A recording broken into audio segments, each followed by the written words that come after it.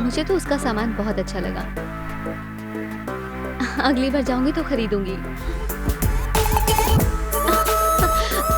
अरे रुक रुक, अरे कहाँ भागी? ठीक है चलो। हेलो, क्या चाहिए? तुम कमाल हो, सच में बड़ी प्यारी हो। बल्कि सिर्फ तुम ही नहीं, तुम्हारी सोच भी बहुत प्यारी है। हाँ जानता हूँ, किसी अजनबी को ऐसे सड़क के बीच तारीफ करना अजीब तो है, शायद गलत भी हो, पर अपने जज्बात छिपाना भी तो गलत है। मैं तुम्हें बहुत ज्यादा पसंद करता हूँ।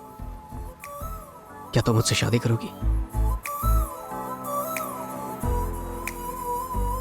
तुम तो कुछ कह ही नहीं रही हो। मैंने कुछ गलत कहा तो सॉरी। हाँ गलत ही तो है।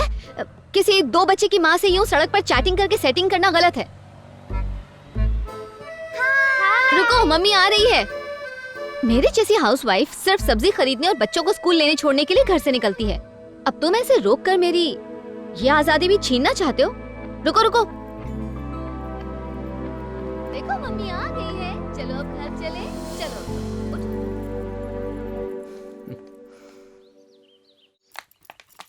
अरे इतनी देरी कैसे हो गई? अभी बताती हूँ।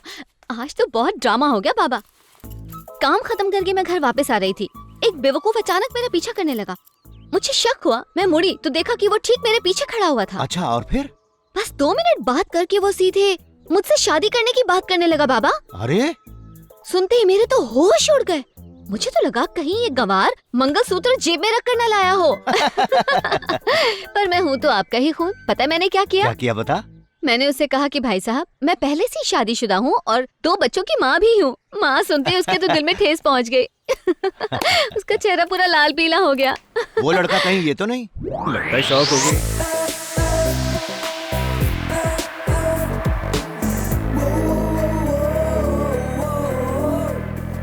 दिव्या, वहाँ बेंच पर यही मम्मी मिली थी ना? हाँ माँ। अरे बाप रे, लगता है गई भैंस पानी में। तूने जो कुछ भी कहा सब झूठ कहा, पर मैंने इससे सब कुछ सच कहा है। मैंने तो इसे अपना दामाद मान भी लिया है। इसका नाम है जगन, मेरा दोस्त है और इसका दिल सोने का है। बचपन से गुरुकुल में हम साथ ही पले बढ़े। हमारी अपनी कोई फैमिली नहीं। इसका मैं हूँ और मेरा ये है। अगर आप चाहें तो रिश्ते की बात आगे बढ़ाते हैं। हाँ हाँ बिल्कुल बढ़ाते हैं। एक ही बार मिलके आप फैसला कैसे कर सकते हैं? तुम शायद गलत समझ रही हो।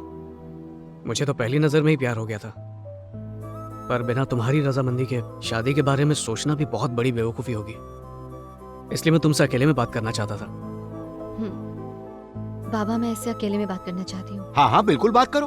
मैंने तो इससे घंटा भर बात की। भाई मुझे तो लड़का अच्छा लगा। आज तक जितने भी लड़के तुम्हें देखने आए, तुमने सबको खरी खोटी सुना दिया। पर ये उन जमूरों जैसा नहीं है। जाओ ऊपर जाके बात कर लो। जाओ बेटा।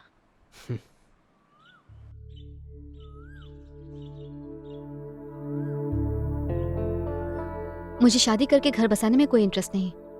क्यों? जहाँ तक बाबा का सवाल है, मेरी शादी उनका सबसे बड़ा सपना है। पर मुझे लगता है मुझे कभी भूल कर भी शादी नहीं करनी चाहिए।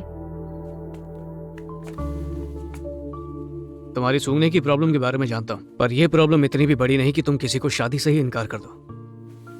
प्रॉब्लम तो तब होगी जब मैं तुमसे शादी करूंगी। मुझे पत्नी बनाकर कदम कदम पर तुम्हें मुश्किलें झेलनी पड़ेंगी। शुरू शुरू में तुम्हें शायद सब अच्छा लगे, पर जिंदगी भर झेल पाओगे इसकी कोई गारंटी नहीं है। पत्नी का मतलब सुख दुख बांटने वाली, ना कि जिंदगी भर का बोझ। और इसके अलावा एक बार फिर मैं किसी अपने की मौत की वजह नहीं बनना चाहती। माँ,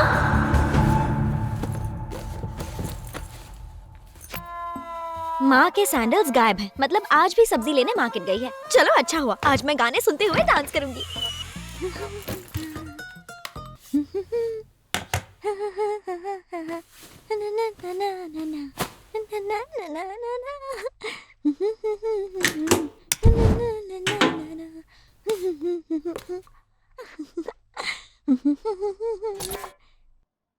अरे यार, लाइट चली गई। इस लाइट को भी अभी जाना था क्या? नो प्रॉब्लम, वॉकमैन तो है।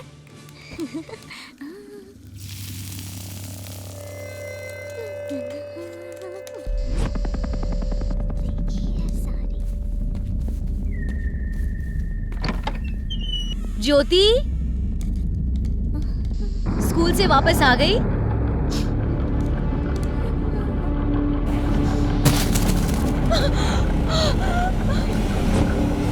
पागल लड़की। मेरी वजह से माँ चली गई और मुझे पता तक नहीं चला। जो भी मेरे साथ रहेगा उसकी जान पर खतरा मंडराता रहेगा। इसीलिए मैंने लोगों की भलाई को ही अपनी जिंदगी बना लिया है। अब हर कोई मदर टेरेसा तो नहीं बन सकता, लेकिन उनके बताए रास्ते पर तो चल सकता है। और भलाई के रास्ते पर चलने के लिए मैं हर बार अपने पति से परमिशन बिल्कुल नहीं मांगना चाहती। मैं सिर्फ अपने पति का घर संभालने में जिंदगी नहीं बिता सकती। एक मिनट, तुम्हारी शादी ना करने की वजह क्या है? तुम्हारा कुछ ना सूंघ पाना या लोगों की भलाई में तमाम जिंदगी गुजारना? एक बार फिर से कहता हूं, मैं तुम्हें बेहद चाहता हूं, पर फिलहाल तुम्हारी जिंदगी में बहुत कंफ्यूजन है। इट्स ओके, जब ये कंफ्यूजन दूर हो जाएगी मैं तुम्हारे सपनों में आने लगूंगा। और जब आने लगूं तो बाबा के हाथ मैसेज भिजवा देना। फिर मिलेंगे। एक और बात, हाँ? देख लेना, एक दिन तकदीर हम दोनों को मिलाएगी जरूर। चलो बाय। तो क्या पढ़ाया टीचर ने? सुना था अप्सराएं दिल से सोचती हैं, आज देख भी लिया, पर वो मेरी होके रहेगी। कोई पसंद तो आई है। बाय। हाँ?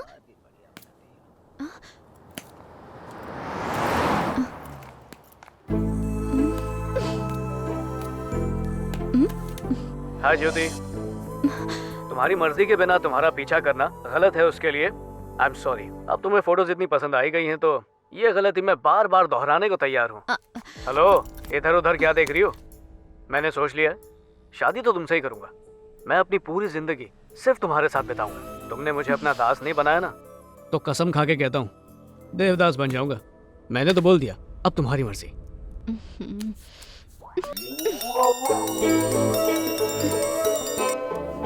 पापा बोल रहा हूँ, दामाद जी ने एक वीडियो भेजी, देखी कैसी लगी? वो एकदम हीरो लगता है। बताओ फोन ना। रख दीजिए बाबा, बेवड़े कहीं के। पूरे शराबी हैं आप। अब? जितना पीना है पियो। हाँ ठीक है ठीक है। मुझसे बात मत करना।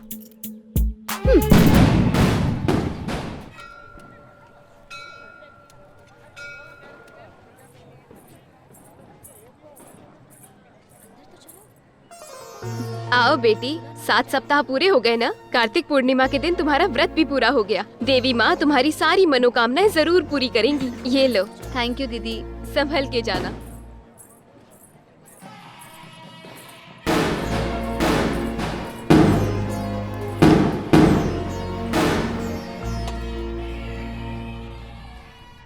देवी माँ, इस उम्र में लड़कियाँ अपने लिए अच्छा वर मांगती हैं, पर मैं चाहती हूँ कि मेरी शादी ही ना हो। मैं नहीं चाहती कि मेरी वजह से कभी किसी को कोई कष्ट हो। प्लीज किसी तरह बाबा का मन बदल दीजिए, और जगन का भी, जो हर जगह परछाई की तरह मेरा।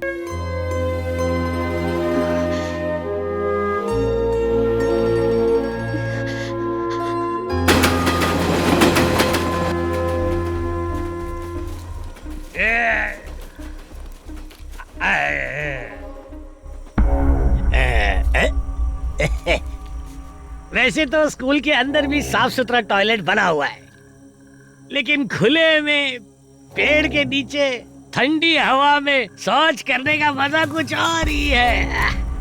कितना मजा आ रहा है। अरे वाह रे वाह। अरे चुप हो जा, हल्का होने के टाइम पे काहे को डिस्टर्ब कर रहा है? चुप चुप।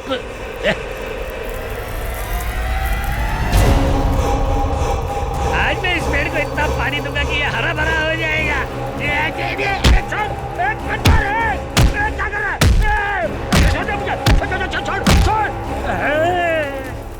मर गए। ऊपर से पसीना छूट रहा और ये बंद भी नहीं हो रहा है। ये कैसी बात है? भागो भागो यहाँ से।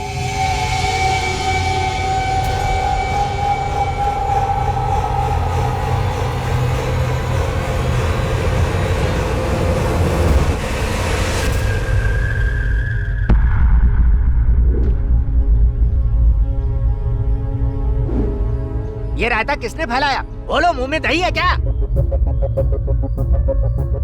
सच बोल दिया तो इनकी भी मेरी तरह पैंट गीली हो जाएगी। अरे तुम ही कुछ बोल दो। मैंने सारा सामान उतरवाकर रूम बंद करके रूम की चाबी इन्हें दे दी थी सर। हाँ दी थी ना, मैंने चाबी आपके कमरे में रख दी थी। तो फिर ये कैसे हुआ? अगर चोर घुसता तो चोरी करता ना, ऐसे तहस नहस थोड़ी करता। किसने तोड़ा ताला? ताला तोड़ने वाले का पता चल गया तो दुम दबा के भाग जाओगे। और वॉचमैन, आप- जब रात को हंगामा हुआ तो तुम कहाँ पर थे? सर वो क्या है कि चुप रहो, मैं जानता हूँ तुम्हें। सारी गलती तुम्हारी है। रोज रात को पी के टुन हो जाते हो। तुम्हारी कंप्लेंट सुन सुन के मेरे कान पक गए हैं। सबसे सच्चे इंसान शराबी होते हैं साहब। अगर डीओ साहब यहाँ इंस्पेक्शन के लिए आ गए तो क्या जवाब दूंगा उन्हें? और कोई रास्ता नहीं है। ध्यान से सुनो, जब तक कैंटीन का स्टॉक नहीं आता तब तक तुम सब खाने के इस नुकसान को अपने जेब से भरोगे और बच्चों के लिए खाना लाओगे। और तू वॉचमैन सुन ले, मैं तेरी सैलरी काट लूंगा। देवड़ा कहीं का। जाके भूत पकड़ो साहब, हम गरीबों का गिरेबान छोड़ो। पता नहीं ये भूत अब किसका बैंड बजाएगा।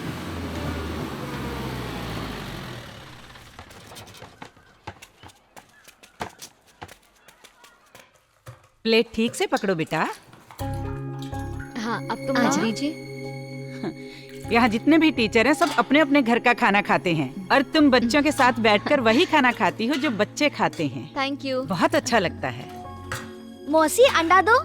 जानती हूँ तुम्हें तो 2 अंडे भी कम पड़ेंगे।